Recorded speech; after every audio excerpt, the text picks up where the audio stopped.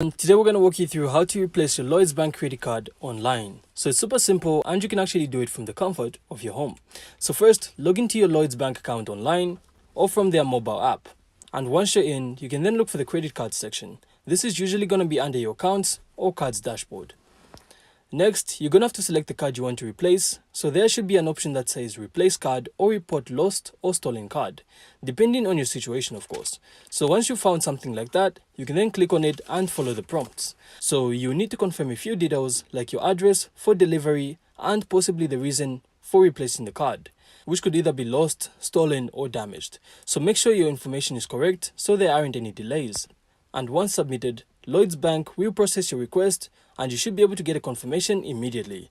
And your new card will typically arrive within a few business days. If it's urgent, you can also check if there's an express delivery option available. And after your new card arrives, don't forget to activate it online or through the app and you're good to go.